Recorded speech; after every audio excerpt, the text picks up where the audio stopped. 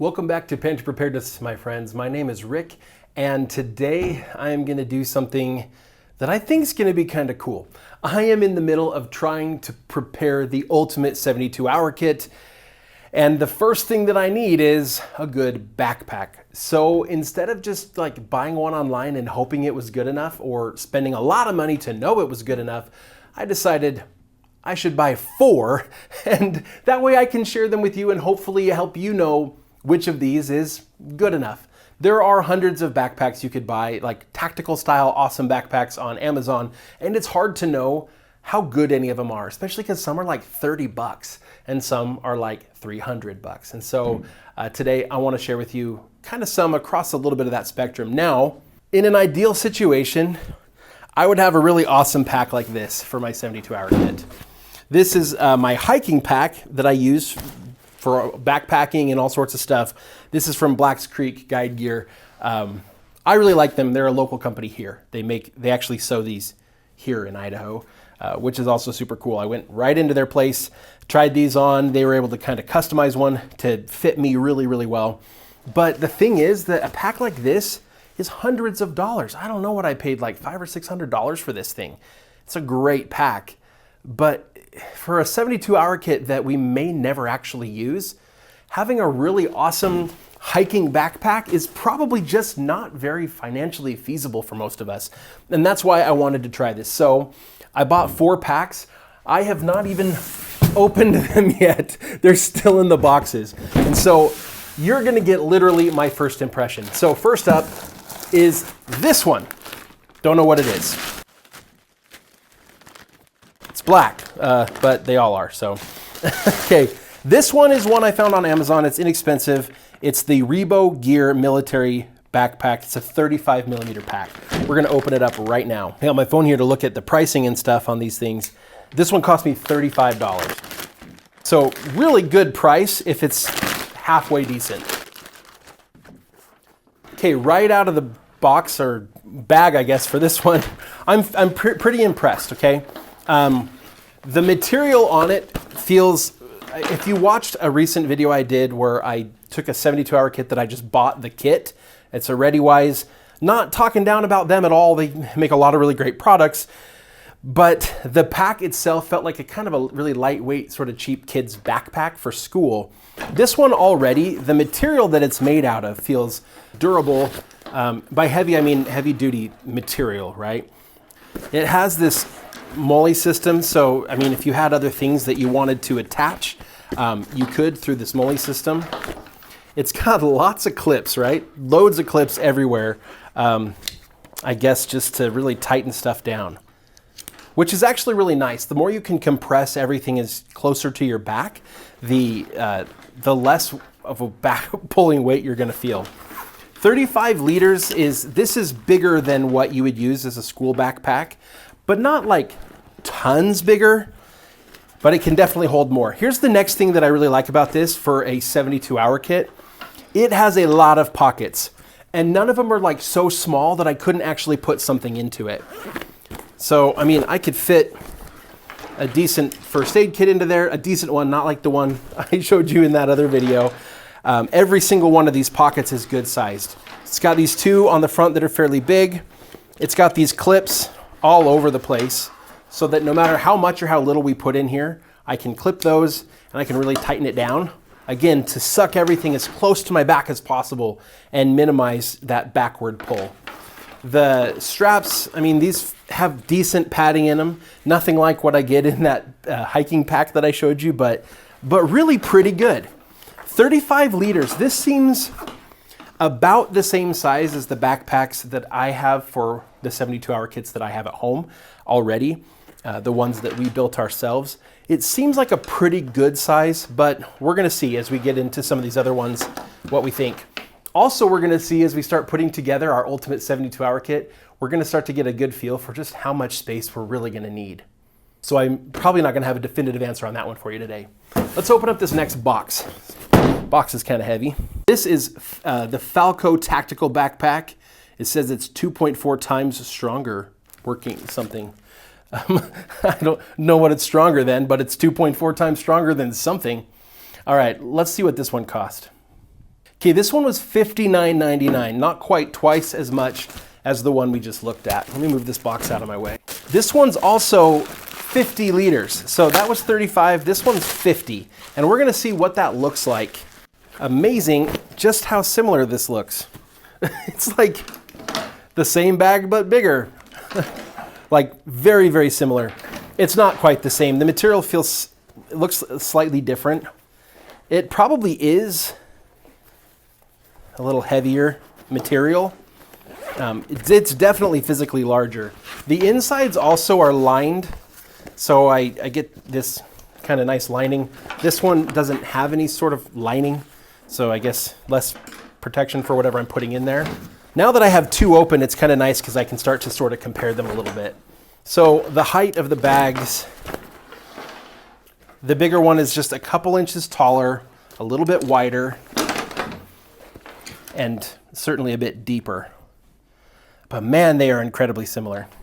Also, with the extra cost, you look at this one, the less expensive one, and it's just got that plain back. This one has this like cool back, I think is what they often call it. But basically it's to help keep it from just like being flat on my back and just trapping in heat and sweat and stuff. It's supposed to help keep me a little bit cooler. Both of these packs, by the way, have an access to a flat pocket from the back. It's like a laptop pocket. It's a really thin pocket, but they both have one of those. One thing I didn't talk about on the first one, but now that we have two to compare, let's talk briefly about zippers. Zippers are one of those things that like on a bag, they just, man, they're like the first thing to go out. And when they go out, it's like, this is ruined. Just throw it away and give me a new one. It's really hard to replace or fix a zipper. Yeah, what I'm getting here is just, the material here is thicker. Feels like it's gonna be more durable. Probably quite a bit more durable. I've got a lot of pockets. Let's open up the main pocket here. I get a couple extra ones too. With the extra size, I get these extra small pockets, but I also get a much bigger main pocket. So that opens all the way up. It's got little kind of like rivet things in the bottom. They're like a drain. So it's gonna always have a little bit of airflow through it. If you put something wet in there and it drained to the bottom, I guess that could drain out. So it seems like there's a couple cool reasons for that. This one doesn't have a drain system. I guess there's that. Both of them also have these loops at the bottom. So if you did have like a thin tent or pad or something, you could run it through the bottom. These aren't super long here, but you could run something through there. There we go. It's holding. Let's see on this other one. Here, similar size loops. I do have the little elastics to hold the extra, which is kind of nice. Again, a lot of little finishes that I get for that extra price, but still at $60, this is really inexpensive. There's also, I mean, there's a lot of padding on that back and stuff. There's a sleeve in here. You know, my stuff's gonna be fairly well protected in here. I'm pretty happy with that. Also, I think for my own 72-hour kit, something this size feels good. I feel like I could carry what I needed to carry in a pack this size. So again, that one's 50 liters. This one's only 35. Plus they both have this Velcro on the top, so I can Velcro cool things to it like the American flag, which is really cool. All right, 2 down. Let's look at this next one. This is another inexpensive Amazon, Amazon special, we'll call them. This is a 40-liter bag. It is Prospo 40-liter military tactical bag. By the way, I'll include links to all these so that you can go look at these. There are so many others like them. I tried to pick ones that I thought all would be good, but I wanted to check because you never know. Sometimes you get one and the material is just like super thin and you're like, man, if I put anything in there, it's just gonna tear out the bottom. All right, let's look at what this one cost. Okay, this one was $30.59. Again, that's just what I paid. It's not necessarily what the price is currently on Amazon. Prices there change constantly. But I paid about $30 for this. So this is actually the cheapest backpack here, okay? It's also the only one that came with a tag. So it's the only one with that kind of branding. This is honestly, man, like if I I could honestly believe that these were all made at the same place. They're all a little bit different. This one does have some of that cool back stuff, which the first one, the Rebo, didn't have. I think that's kind of cool. Zippers, I said I was going to talk about zippers. I didn't really talk about them. These zippers all feel good. They're not fancy, like really good zippers, but they're all also don't feel like the ultra cheap. I can run them back and forth quite a bit. I'm just not that worried about them, which is great. Again, this isn't a pack that I'm going to be using every other weekend to go hiking. With this one, I expect really good zippers. I just expect more, and so I get more. This I'm pretty happy with. The material itself is good as well. It feels really, really similar, again, to the Rebo. Honestly, these two packs are incredibly similar. If I had to pick one or the other, let's see. Well, with this one, that main back pocket that they all have, the other two unzip. This one just kind of Velcros.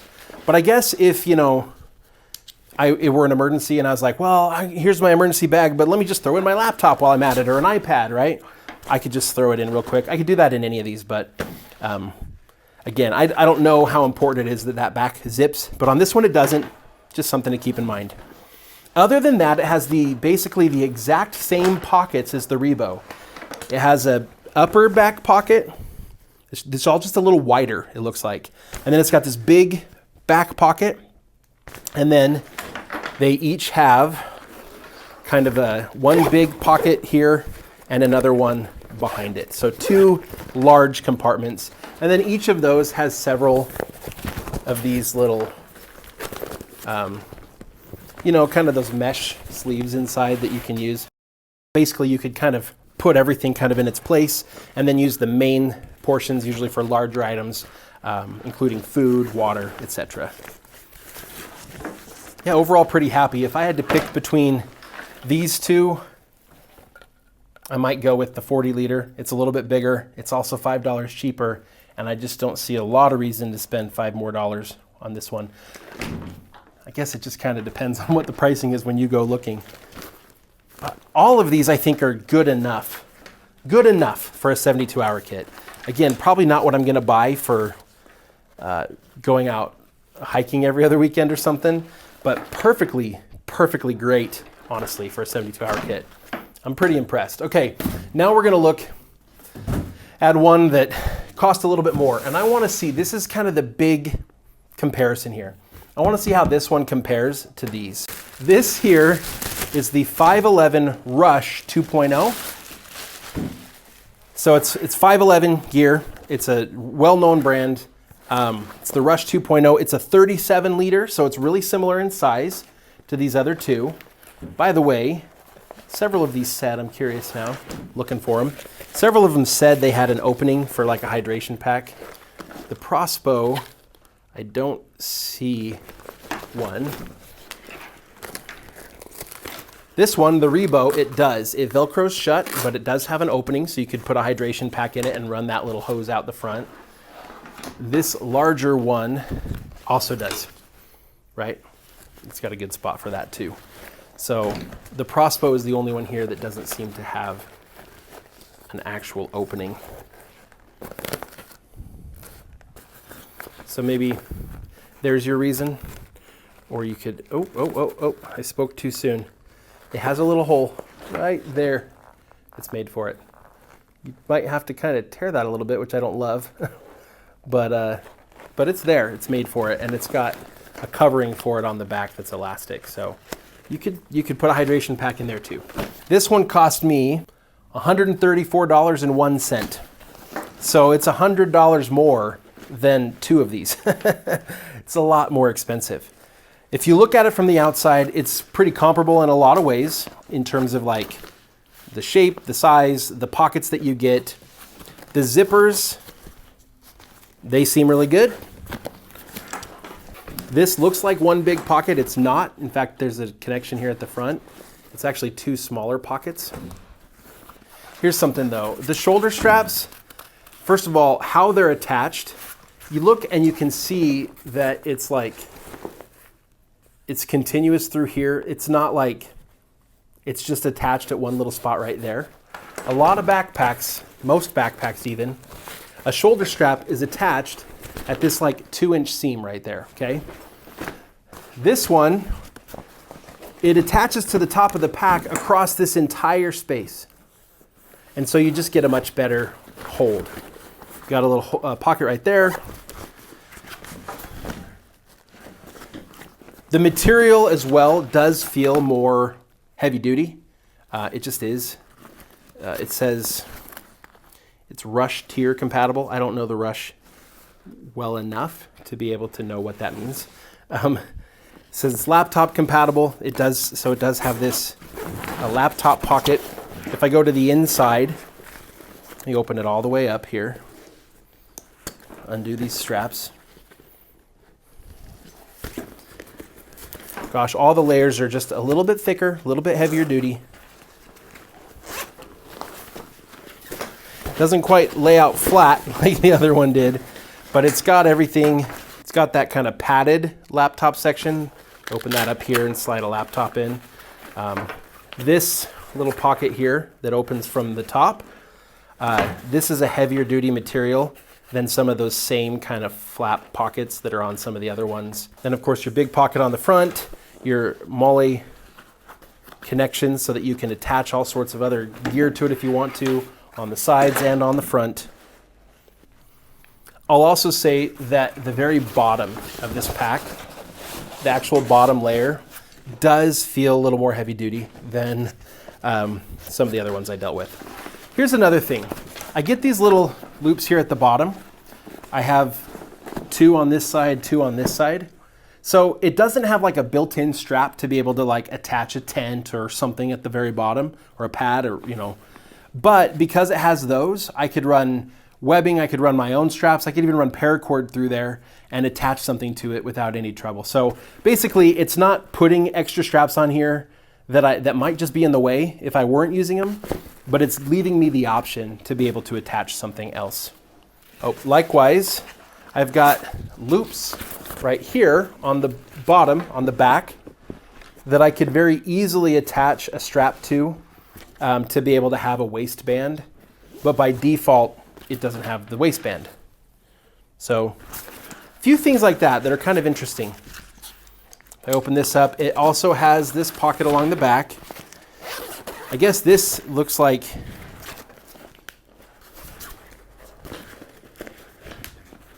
yeah, this one is made actually to house this back pocket. This one's made to hold your hydration bladder, if you're using one like that, if you have a hydration pack. It's also got, this isn't really a pocket, this is just to hold that kind of hard shell. So it does have kind of a hard plastic along the back to help keep the back rigid. You can take that out if you wanted it not rigid, but that's what that is. So you could put your hydration pack inside here, and then it's got an access for that as well. As you can see, based on all the features we've talked about, these packs are really, really similar in terms of what they offer. The difference is just a little bit just in the quality that you get as you sort of step up. There are a couple things though that the 511 pack does have that I haven't addressed yet that are unique to this pack. The first is that in addition to all these, front packs and stuff, there's also a hidden CCW compartment. You would think, oh look, that's the pocket, right? You can tear that open, it's just Velcro and it opens right up and it's right there. And it's just got a bunch of Velcro inside so that you could Velcro in a holster that fits your CCW just fine. So if, again, for a daily use backpack, if that's something that's important to you, that could be a reason to go after the 511. The other thing is that this exact backpack actually comes in 3 sizes. So I got the 37, but they also have it in a 24 liter size, which would probably be, for a lot of us, better for kind of your daily use backpack, although this would work really well for me. But they also have it in a 55. So if you are the person who's going to carry the most gear in a sort of situation, if you're like me, right? You've got a family, you're going to be carrying a bunch of gear, maybe even some of like your children's stuff in your pack. You need it to hold up. You might go with something as big as like a 55 liter. You could also go with something like this Falco that is 50 liters, not quite 55, but that's also 2.4 times stronger than what we don't know, but it is 2.4 times stronger. Actually, though, of all these packs, this is the most heavy duty except for the 511, and I don't know that it's that big of a difference. I think for a more heavy duty everyday backpack, it's probably worth it in a lot of cases to go with something that is a little bit better, right? A little bit more high end. But frankly, for a 72-hour kit that I'm gonna pack up, put it in a safe place and check on it once a year, and hopefully only ever have to use, well, maybe never, but for most of us only a few times in our lives, I think something like these is gonna do just fine. And I'll probably use this as kind of a go-to daily use backpack because I do think it's awesome. I just don't know that for a 72-hour kit, there's any reason with these kind of backpacks out on the market to justify spending this kind of money, unless you just have this kind of money, in which case, do whatever you want. Now that we have backpacks kind of figured out, we're gonna dive into some other aspects of 72-hour kits. We've talked about emergency food. We're gonna be talking soon about first aid kits, as well as other survival gear that I strongly recommend for a 72-hour kit. But it's also important that with all survival gear, you know really well how to use it. So we'll talk about that too here on this channel. If there are things that you think absolutely belong in a 72-hour kit that other people are neglecting, please comment below. I am trying to put together the ultimate 72-hour kit and I could really use your help. I also hope to see you in our next video.